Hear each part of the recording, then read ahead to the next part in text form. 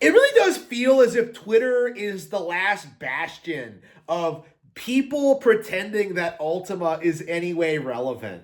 Okay? Like, I keep getting into arguments with people who insist that, like, Ultima influenced JRPGs because Yuji Horii was inspired by it to make Dragon Quest. Yeah. So what happened is that Yuji Horii played this niche English RPG, was influenced by it, made Dragon Quest, and that became the hugely influential popular thing.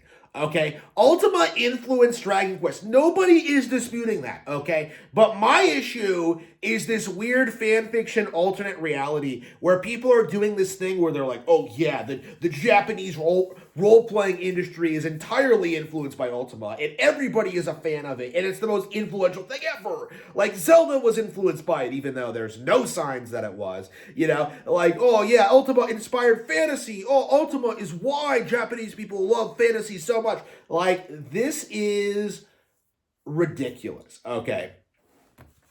It was a niche thing in Japan. It had a small following of people who played it in English. Yuji Horii, I think, even claimed that he played it in English. So I'm not even sure if Ultima had a Japanese localization at the time. So you have that into consideration. So you have this game that comes out that's niche, that someone plays and then decides, okay, I'm going to get a team together. I'm going to get the boys together. I'm going to get Akira Toriyama to develop a unique art style for it. I'm going to, streamline the concept so it's more appealing to Japanese audiences. I'm going to like reinvent the wheel, the concept to make it my own unique thing, right?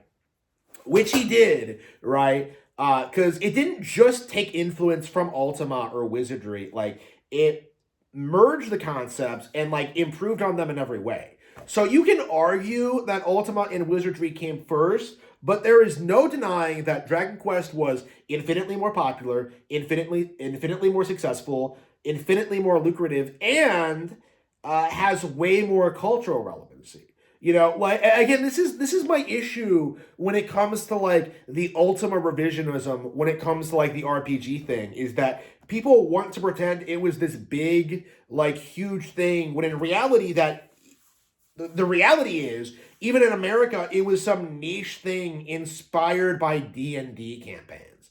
Okay, Ultima isn't really an innovator because Ultima simply just took concepts inspired by D&D and like adapted them into like a video game format. So it doesn't really have,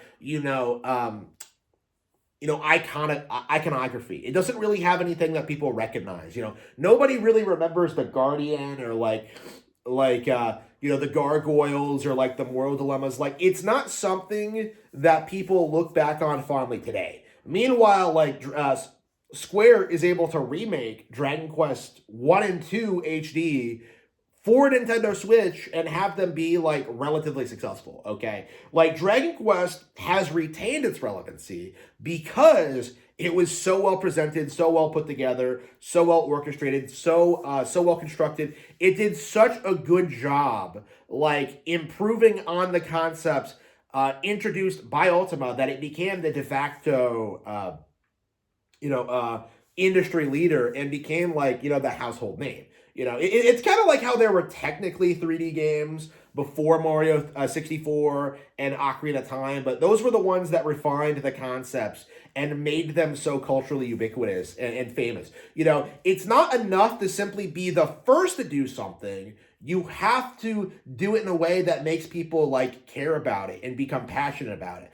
And the reality about Ultima and about Wizardry is that it just doesn't have the kind of momentum to make it some all-time great RPG momentum. Like, when people think of RPGs today, they don't think of Ultima or Wizardry. They think of Dragon Quest and Final Fantasy. Like, two brands that really pushed the industry forward and became the de facto, like, defining video game franchises in the golden age of gaming. Okay, Ultima came out just before the golden age.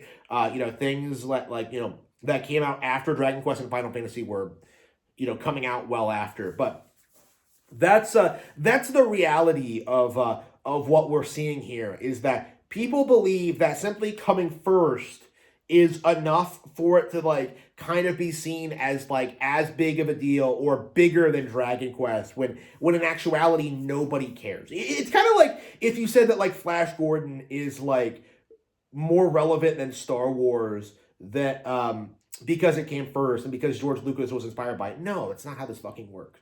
Because Star Wars was influenced by it, it influenced the style, the tone, the genre, but like it really radically improved on it and made it timeless, made it like the all-time classic of the industry. Like everyone is influenced by something else. Like that's just simply the reality of fiction and like fantasy in general. Right? It doesn't mean that what came first is better or more original because that in turn took influences from other things. Ultima took influence from Star Trek, from Lord of the Rings, from D&D especially. Like, and I don't see anybody implying that like, well, actually, D&D created the RPG genres. It's stupid, okay? Like, and that's kind of my opinion whenever this subject comes up. Whenever we talk about this, is that like, anybody who glazes Ultima in 2026 when like nobody under the age of 40 has ever even heard of it, and those who have mostly done so because of Spoonie videos back in the 2000s, like Ultima isn't relevant. Like it's not as good as Dragon Quest, it's not as good as Final Fantasy. It hasn't stood the test of time like those brands. Like those brands did. Like, this is basically just a curiosity of the 80s, okay? It's not something that I think really should be talked about today because why would we? Like what does it have going for it other than like inspiring Dragon Quest?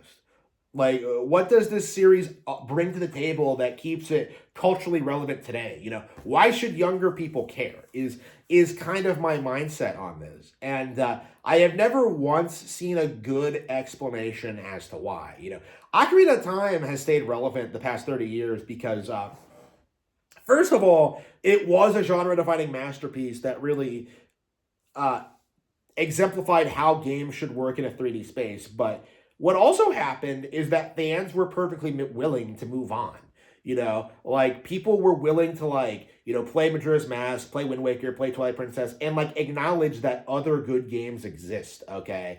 Like when it comes to Ultima, like when it comes to these guys, like they want to like live in this reality where like, I play Ultima because I'm intelligent and I'm extremely intelligent and I love retro gaming and there's nothing better than Ultima. It doesn't really feel organic. It doesn't feel natural.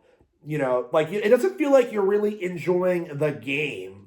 It feels like you're enjoying like the idea of the game, the idea that you're playing like, or you know about this obscure RPG that's way better than any JRPG. And that's kind of the interesting thing about this is that you never really hear Ultima being talked about today unless it's in regards to how it supposedly influenced really popular JRPG franchises. And I think that's very, very telling. Like, these guys are genuinely upset at the fact that people would rather play Dragon Quest than something like this.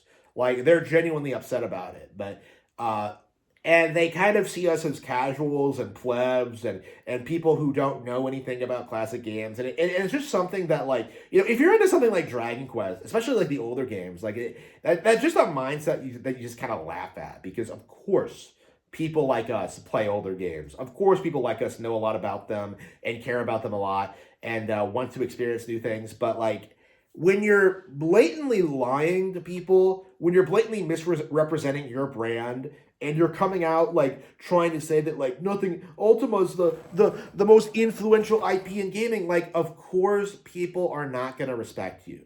Because at the core of the issue is that isn't true, that never will be true, and you really have to stop trying to gaslight people that it is.